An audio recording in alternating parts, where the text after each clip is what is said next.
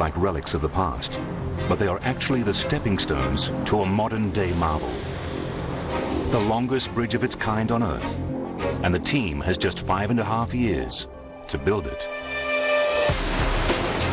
They'll have to battle dangerous currents, winds in excess of 170 kilometers an hour, and take on the Silver Dragon.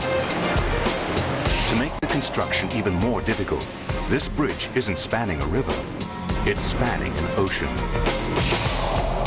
China's Hangzhou Bay Bridge is the ultimate design and engineering challenge. A monster project with monster machines, and a construction zone like no other. If they succeed, it will be a man-made marvel.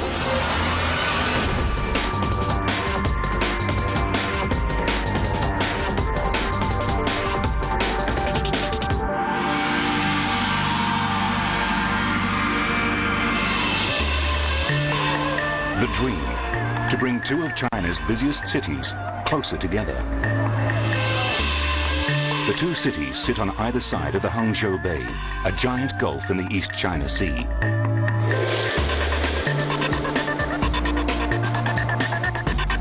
On the south side of the bay lies Ningbo Port, the second busiest in China, with a handling capacity of more than 100 million tons. 350 kilometers away is Shanghai, the economic and financial hub of China, growing faster than any other city on the planet. Ningbo's future as an international shipping center will be fast-tracked if it can be linked to this dynamic and thriving metropolis. To make the dream a reality, engineers are designing the world's longest transoceanic bridge across Hangzhou Bay. The 6-lane bridge will cut the distance between Ningbo and Shanghai by more than 120 kilometers. But between these two mighty urban centers lies a vast stretch of ocean that until now has been beyond the reach of bridge builders. From the onset, chief designer Wang Ringgui knew he would have to work magic.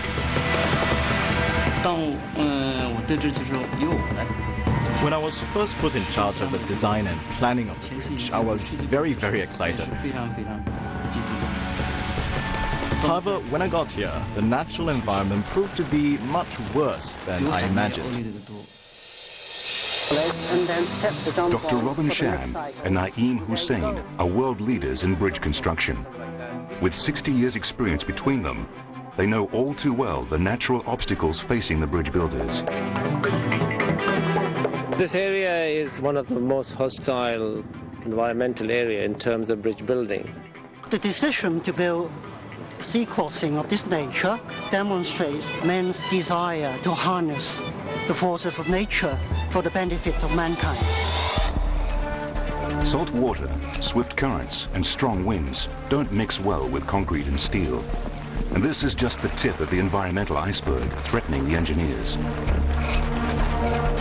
The more we got to know about the natural environment, the more difficult we realized building the bridge would be. But the designers and engineers must overcome these challenges and more. At a total cost of nearly 12 billion yuan, the bridge represents the future of the region's economy. But a freak force of nature could see the dream over before it's even begun. Hangzhou Bay is home to the Qiantang River tidal bore, a giant wall of water that forms when extreme high tides, carried on the strong currents from the bay, force their way into the narrow river mouth. The power of this water is so great, it causes the river to flow backwards and produce the giant wave. The Hangzhou Bay tidal bore is known as Silver Dragon, and every year, in the middle of the 8th lunar month, it wakes up. Reaching speeds of 40 kilometers an hour and heights of up to 9 meters, it's the largest and most spectacular bore in the world. And every year, hundreds of thousands of tourists come for a front row seat. But this natural wonder is unpredictable and dangerous.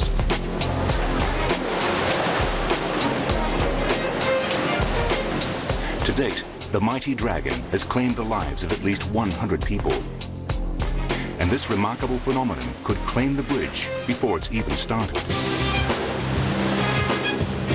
In a bizarre twist, it's not a case of if the bridge can survive the dragon, but can the dragon survive the bridge?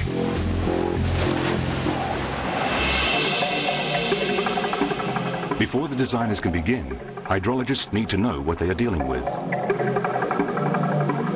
The bridge could alter the flow of water through the bay, destroying the Silver Dragon and a multi-million-dollar tourist attraction. They undertake extensive studies of the Qiantang River's flow, as well as the tides and currents in the bay. Then replicate these findings with a scale model of the bay, complete with a prototype of the bridge. The current for the model and the actual current are very similar. The experiments give us results on the effect of the tide and direction of water flow. From these experiments, Jiang works out exactly where the foundations must go to minimize the bridge's effect on the currents. The result is a bridge in... And then the red tips. So then what we do is unmask all the latex, peel